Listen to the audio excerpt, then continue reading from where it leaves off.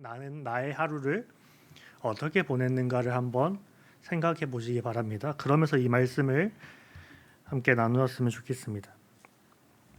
저희는 지난 시간 하나님께서 여리고성을 이스라엘의 손에 주시면서 그 성 안에 있는 모든 것을 바치라고 하셨던 이야기를 보았습니다.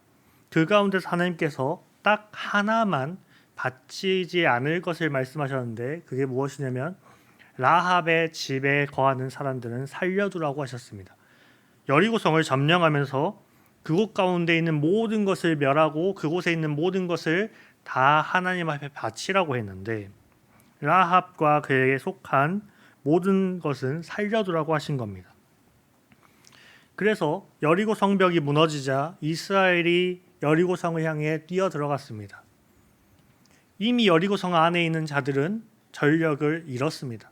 그들이 유일하게 믿고 있었던, 제가 지난 시간도 말씀드렸지만 그때 당시에 수성전은 안에 있는 자들이, 밖에 있는 자들이 먼저 포기하고 떠나든지 아니면 안에 있는 모든 먹을 것이 마실 것이 말라서 스스로 성문을 열든지 둘 중 하나입니다. 그러니까 밖에 있는 자들이 스스로 떠나가든지 밖에 있는 자들이 어떻게든 안으로 들어오면 끝나는 겁니다. 그런데 성벽이 무너졌습니다. 그들의 유일한 보호수단이었던 성벽이 무너지고 이스라엘 백성들이 그 성벽 안으로 들어갔습니다. 그들이 모든 것을 하나님이 명령하신 대로 수행했습니다. 라합의 집에 있던 모든 사람들을 살려주었고 그곳 가운데 하나님 멸하라고 하셨던 모든 자들을 멸했습니다. 그런데 저희가 여호수아 이 본문에 와서 잘 알다시피 어떤 일이 벌어지냐면 이스라엘 자손 중 한 사람인 아간이 외투 한 벌과 은 200세겔과 금덩이 500세겔을 숨겨서 자기 장막 안으로 가지고 왔습니다. 참 많은 양입니다. 그런데 그걸 가지고 와서 어떻게 했냐면 자기의 장막, 땅을 파서 그 안에 넣어두었습니다. 근데 하나님께서 이 일을 모르고 계셨는가? 아니요. 오늘 본문 시작부터 나옵니다. 하나님이 이 모든 일을 알고 진노하셨습니다. 이때 여호수아가 이 모든 일을 마쳤음에도 불구하고 아무것도 모르는 상황에서 아이로 정탐꾼을 보냅니다. 여호수아 입장에서 정탐꾼을 보내는 일은 매우 정상적입니다. 그가 여리고성을 점령하기 전에도 정탐꾼을 보냈기 때문입니다. 당연히 다음 성을 점령하기 위해서는 정탐꾼을 보내야 합니다. 정탐꾼이 여리고성을 점령하던 것과 정탐하던 것 같이 아이성으로 정탐을 떠났습니다. 그리고 그곳에서 그들이 모든 것을 보고 왔습니다. 근데 여리고성이 점령을 당한 상황에서 아이성의 상황은 어떠했을까요? 아마 이들이 여리고성을 점령하기 전과 비슷한 상황이었을 겁니다. 심지어 여리고가 점령당했다라는, 여리고 성벽이 무너져 내려서 그곳 가운데 살아난 자가 아무도 없었다라는 소식이 퍼졌을 겁니다. 그러니까 아이성에 있는 모든 사람들은 그때 여리고 성 사람들과 같이 마음이 녹아내린 상태였을 겁니다. 그들이, 정탐꾼들이 아이성에 들어가서 모든 상황을 보았습니다. 그리고 그들이 돌아와서 여호수아에게 보고를 합니다. 여호수아가 묻겠죠. 어떻더냐? 너희가 보고 온, 정탐하고 온 그 보고를 내가 받겠다 라고 할 때 이 정탐꾼들이 이렇게 이야기합니다. 우리가 다 올라갈 필요가 없다. 아이성은 작고 그곳에 있는 성은 우리가 점령하기에 충분하니까 우리가 굳이 다 올라가서 고생할 필요가 무엇이 있겠느냐. 우리가 여리고를 점령할 때처럼 모든 사람들이 다 가서 그 고생할 필요가 없다. 2-3천 명만 올라가도 충분히 저 성을 점령할 수 있다. 거기서 더 나아갑니다. 정탐꾼들이 한 발 더 나아간 것은 무엇이냐면 여호수아 당신도 안 와도 됩니다라고 이야기합니다. 당신도 올라갈 필요가 없다라고 얘기합니다. 굳이 당신이 이미 여리고 성 전쟁하고 당신이 이 이스라엘을 인도하고 리더하는 가운데 피곤하니까 당신도 그냥 올라오지 마십시오. 우리가 거의 다 정탐하고 왔으니까 우리에게 2-3천 명만 붙여주면 우리가 가서 아이성을 점령하고 당신 앞에 오겠습니다 라고 하는 겁니다. 그러자 여호수아가 그 이야기를 듣고 3천 명쯤을 아이성 전투에 보냅니다. 매우 낙관적으로 생각했을 겁니다. 2-3천 명이라 했으니까 여호수아 입장에서 2천 명은 살짝 불안했을 수 있습니다. 그러니까 정탐군들의 보고를 그대로 수용하여서 그들이 말했던 최고치의 수 3천 명을 보낸 겁니다. 그리고 여호수아는 기다립니다. 승전 소식을 가지고 돌아오겠지 하고 기다렸는데 실제 전투가 일어나자 이스라엘 군대가 아이성 사람들에게 패해서 쫓겨 내려옵니다. 그들 중 일부는 죽고 살아남은 자들이 여호수아에게 도착해서 패전 소식을 전합니다. 그 소식을 들은 여호수아가 하나님의 궤 앞에서 장로들과 함께 재를 뒤집어쓰고 엎드려서 슬퍼합니다. 그 가운데서 하나님께서 여호수아에게 말씀하시죠. 왜 너가 그러고 있냐라고 하나님 질문하십니다. 그러면서 하나님은 이스라엘이 범죄했고 그 문제를 해결하지 않으면 내가 다시는 이스라엘과 함께하지 않겠다라고 말씀하시면서 백성들을 거룩하게 하고 그들로 하여금 나아오라고 명령하십니다. 이때가 돼서야 여호수아가 백성들을 불러서 너희는 스스로 정결하게 하고 거룩하게 하고 나오라고 합니다. 아침 일찍이 이스라엘 백성들이 여호수아 앞으로 나옵니다. 그가 그곳에서 제비를 뽑기 시작합니다. 제비를 계속 뽑자 누가 나오냐면 아간이 뽑힙니다. 여호수아 아간을 불러놓고 이야기하는 겁니다. 너의 죄를 자복하라고 이야기합니다. 아간이 거기서 변명하지 않고 내가 이러이러한 죄를 범죄하였다라고 자백합니다. 그러자 여호수아가 이스라엘 백성들을 불러서 그를 제하여 버리고 돌무더기를 크게 쌓고 그것을 아골골짜기라고 부르는 것이 7장의 내용입니다. 이 이야기를 보면서 어떤 생각이 드셨습니까? 저희는 이 본문을 나눌 때 흔히 아간에게 집중하기 쉽습니다. 왜냐하면 7장 본문의 시작부터 아간이 범죄한 것으로부터 시작하기 때문입니다. 그럼 아간이 범죄한 내용은 무엇입니까? 아간이 범죄한 내용은 너무나도 쉽습니다. 하나님의 명령을 어기고 하나님의 것을 자기가 가진 것입니다. 하나님의 것을 자신의 소유로 바꾼 것이 아간의 범죄입니다. 하나님께서 분명히 여리고성을 점령할 때 모든 것을 바치라고 하였습니다. 그것은 이스라엘 백성 일부에게 한 명령이 아니었고 이스라엘 전체에게 하신 명령이었습니다. 하나님의 백성 모두에게 내려지는 명령은 동일합니다. 그런데 아간은 그 명령을 자신에게 내려진 명령으로 받지 않은 것입니다. 오늘날 살아가는 우리는 어떻습니까? 하나님의 말씀은 하나님이 하시는 오늘날에도 내려지는 하나님의 명령은 우리 모두에게 동일하게 내려집니다.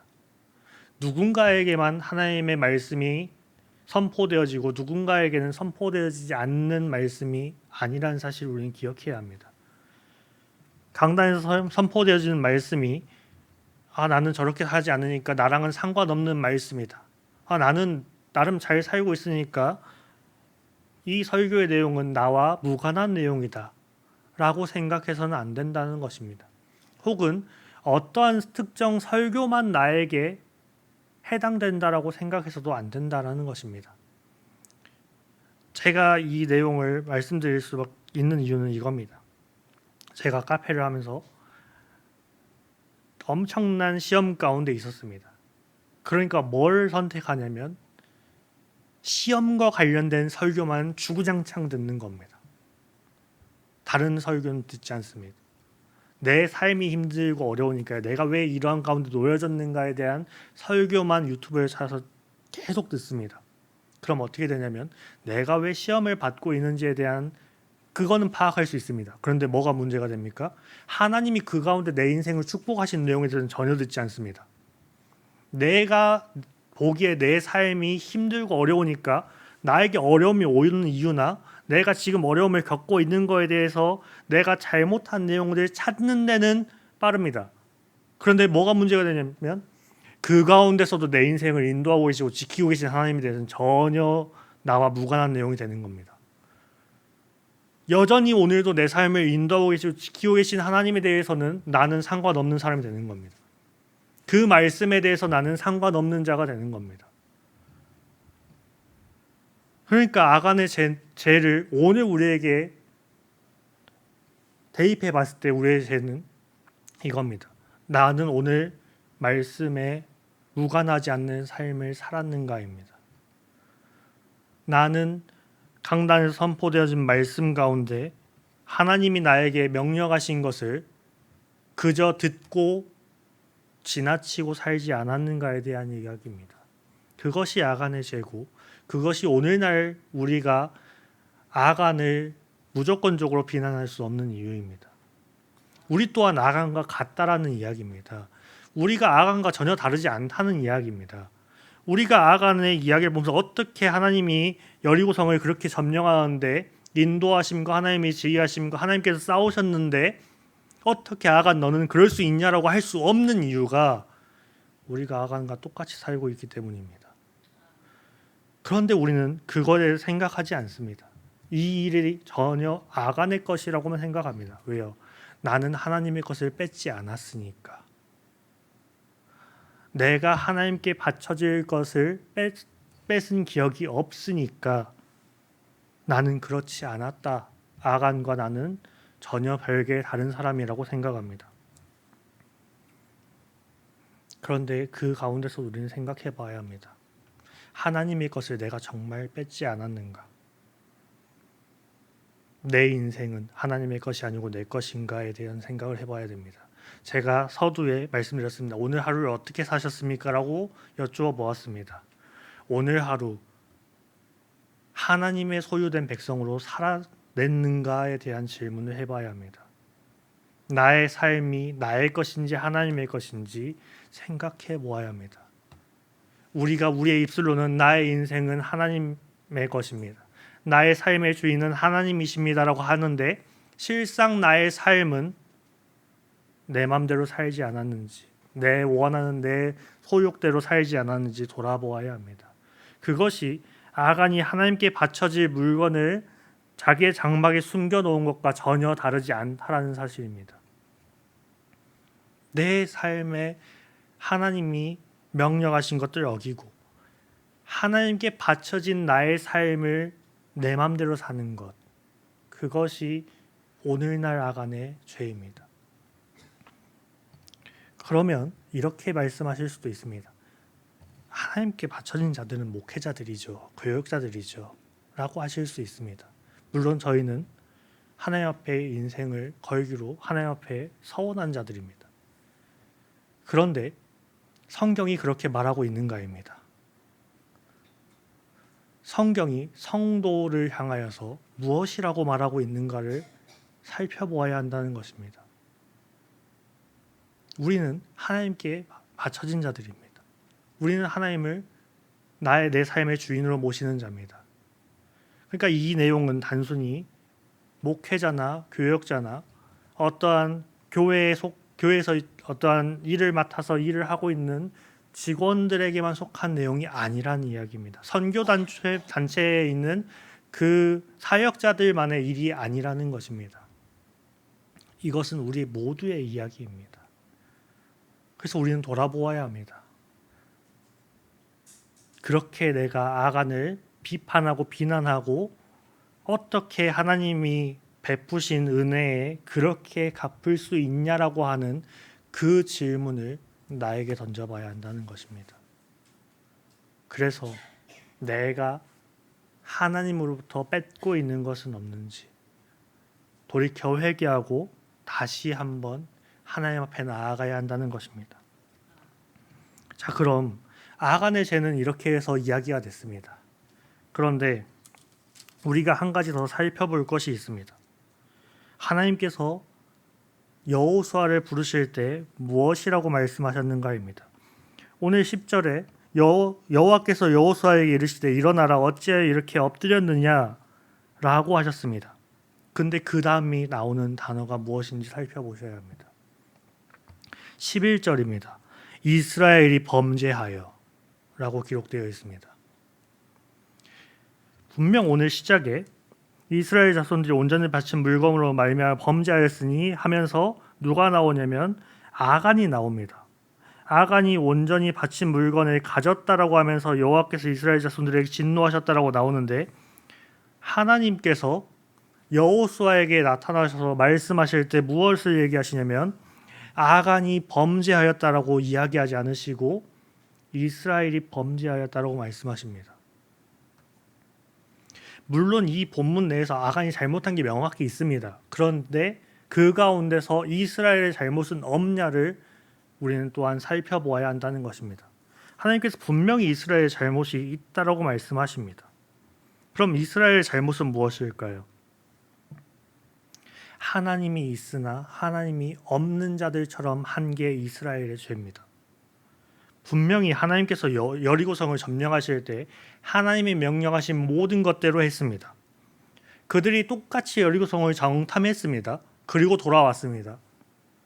그리고 나서 여리고성을 점령할 때 이들이 선택한 것은 하나님의 명령에 순종하며 나아가는 거였습니다. 그런데 아이성을 여리고성 정탐하듯이 똑같이 정탐하고 돌아와서 이스라엘이 선택한 건 무엇이냐면 하나님 이 성은 어떻게 점령할까요가 아니었습니다. 보고는 똑같이 했죠. 여리고성도 똑같이 보고가 들어왔고 아이성도 똑같이 보고가 들어왔습니다. 그런데 여리고성을 점령할 때 하나님께서 분명히 명령을 하셨습니다. 어떻게 점령해야 할 것인지. 그러면 이스라엘 백성들은 하나님 앞에 나아가서 물었어야죠. 하나님, 이 성은 어떻게 전쟁해야 합니까? 하나님께서 이 땅을 우리에게 주시겠다 하셨는데 이 성에 전쟁 나갈 때 우리는 어떻게 해야 됩니까를 물었어야죠. 그런데 어떻게 했습니까? 여호수아, 당신도 안 가도 되고 백성 다 가서 수고할 필요가 무엇입니까? 우리에게 2-3천 명만 붙여주십시오. 우리가 점령해서 그 성 당신에게 가져오겠습니다 였습니다. 근데 그 가운데 더 중요한 게 빠졌죠. 하나님도 안 가셔도 됩니다 였습니다. 여리고성을 점령할 때 무엇이 갔습니까? 하나님의 언약궤가 갔습니다. 그런데 이 아이성을 점령하는 데 있어서 정탐군들이 한 말은 하나님도 안 가셔도 됩니다가 핵심 내용입니다. 하나님 없어도 우리 이길 수 있습니다가 이들이 한 말입니다. 이들이 여리고성을 어떻게 점령했습니까? 하나님 때문에 점령했습니다. 그런데 아이성을 점령하러 나갈 때 이들이 한 말이 하나님 없어도 돼요입니다. 이게 이스라엘의 범죄입니다. 하나님이 있으나 하나님 없는 자들처럼 한 거. 그럼 여호수아는 어땠습니까? 그때 여호수아는 정신 차렸어야 됩니다. 아니다. 그래도 하나님께 내가 물어야 된다라고 해야 됐습니다. 그런데 여호수아가 선택한 것이 무엇입니까? 3,000명을 그들에게 붙여서 보낸 거였습니다. 하나님 앞에 묻지 않았습니다. 그가 자신도 올라가지 않았습니다. 자신이 이 이스라엘의 현재 눈에 보이는 리더입니다. 이전에 모세와 같은 자입니다. 모세가 단 한 번도 그들에게서 떠난 적이 없고 그들을 가는 길 가장 앞에서 갔던 사람이 모세입니다. 하나님께서 여호수아를 부르실 때 내가 모세와 함께 있던 것 같이 너와 함께 있겠다고 말씀하셨는데 그 여호수아가 하나님께 묻지 않고 자기가 가지 않은 겁니다. 여호수아가 가지 않으니까 어떻게 된 겁니까? 하나님 여호수아와 함께 하겠다고 하셨는데 함께 가지 않으신 게 되는 겁니다. 그게 이스라엘이 범죄한 겁니다. 그리고 또 이제 계속해서 일이 이어집니다. 그들이 전쟁에서 패해서 내려옵니다. 5절에 어떻게 기록되어 있냐면 백성의 마음이 녹아 물같이 된지라라고 기록되어 있습니다.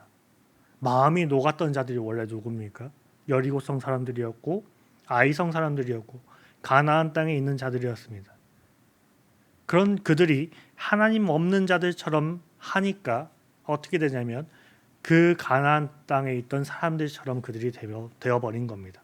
하나님이 없어진 그들은 가나안 사람들과 동화된 겁니다. 이후에도 성경의 역사 속에서 이들이 하나님 없는 자가 되었을 때 가나안에 동화된 내용들이 나옵니다. 이제 7절에서 여호수아가 또 다른 죄를 범죄하는데요. 이르되 슬프도소이다. 주 여호와여 어찌하여 이 백성을 인도하여 요단을 건너게 하시고 우리를 아모리 사람의 손에 넘겨 멸망시키려 하셨나이까. 우리가 요단 저쪽을 만족하게 여겨 거주하였다면 좋을 뻔하였나이다. 이 내용 왠지 어디선가 본 것 같지 않으십니까? 이 내용이 어디서 나왔을까요? 출애굽기에 나왔습니다. 당신이 왜 우리를 이곳에 인도하여서 우리를 여기서 죽이려 하느냐? 우리가 차라리 애굽의 고기가마에서 있었으면 그곳에서 그냥 살다가 죽었으면 나았을 뻔하였는데 왜 모세 당신은 우리를 이곳에 데려와서 이 광야에서 우리를 다 죽이려 하느냐 하는 내용과 비슷합니다. 왜 하나님 우리를 이곳으로 데리고 오셨습니까를 그제서야 묻습니다. 사실 사고는 누가 쳤나요? 이스라엘이 쳤습니다.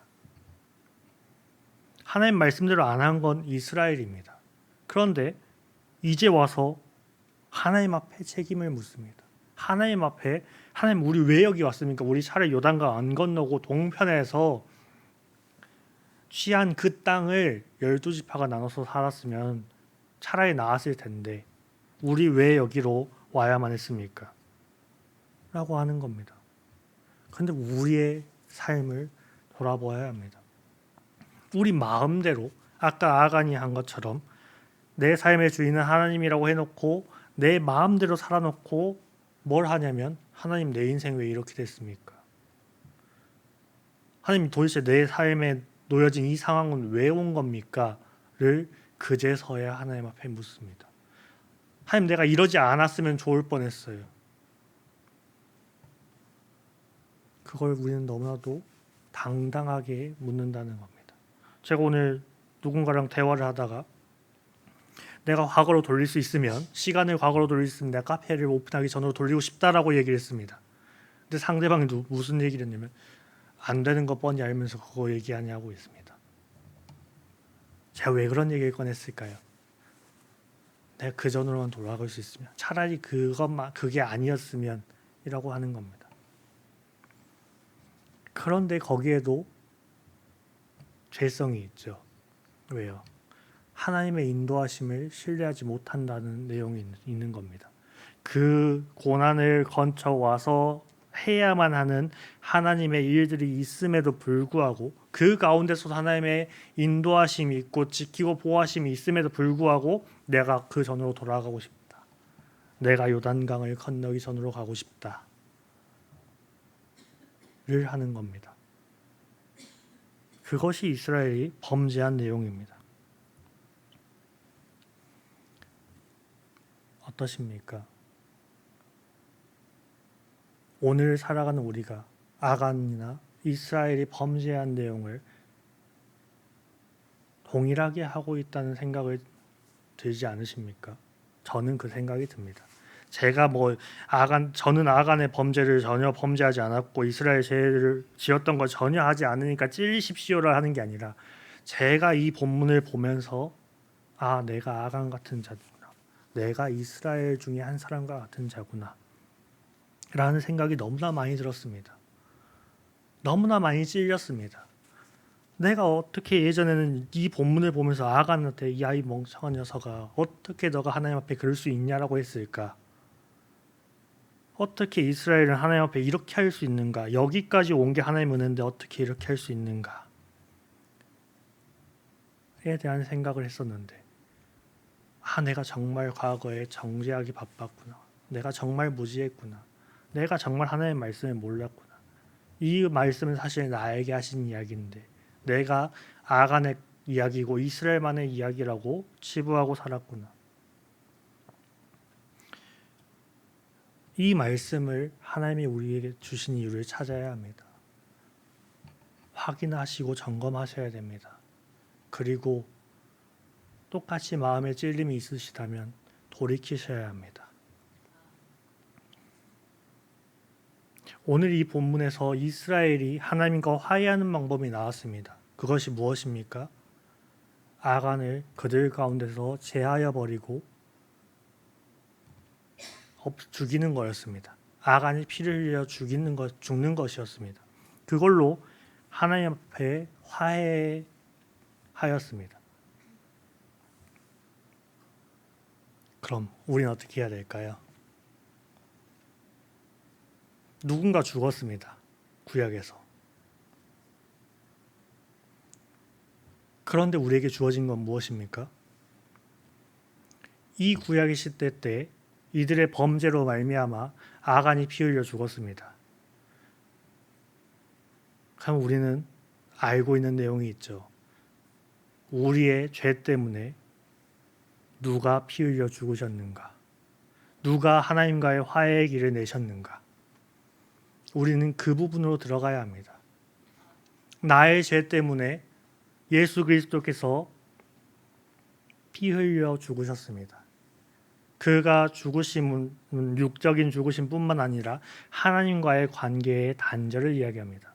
오늘 아간이 이스라엘에서 제하여 졌던 것처럼 예수 그리스도께서 십자가에서 모든 죄의 대가를 치르시고 하나님과의 관계가 단절되었던 3일이 있습니다.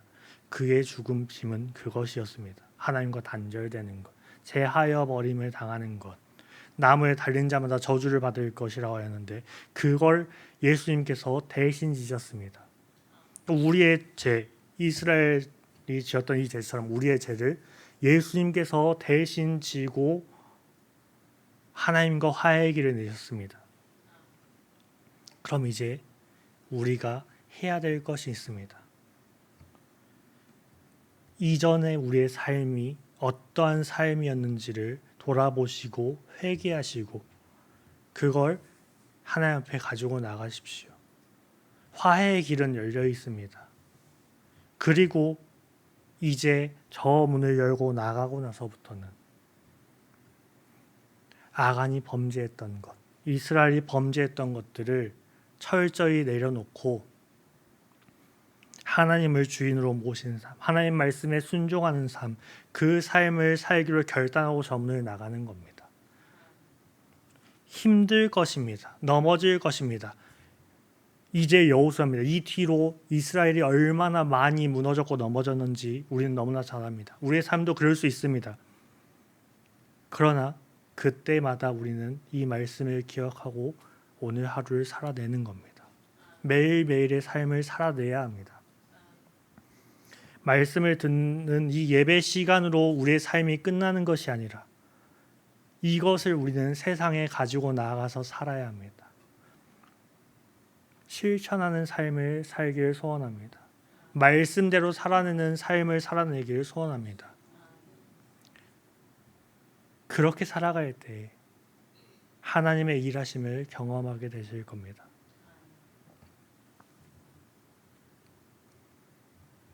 우리는 이제 하나님 앞에 모든 것을 내려놓고 다시 한번 내가 하나님을 주인으로 모시는 삶을 살겠다라고 고백하는 자들이 되었습니다. 우리는 이제 다시는 하나님이 있으나 없는 자처럼 살아서는 안 될 것입니다. 우리에게 주어진 일주일의 시간, 매일의 삶이 이것을 행하는 삶이어야 합니다. 세상 사람들이 보기에 하나님이 있으나 없는 자들처럼 살지 마시고 그들이 보기에 하나님이 드러나는 삶을 살아내시는 우리 모두가 되기를 소원합니다. 그 삶을 살아내어서 하나님께 칭찬받고 하나님 기뻐하시는 삶을 살아내시는 우리 목포 동문교회 모든 성도님들 되시길 소원합니다.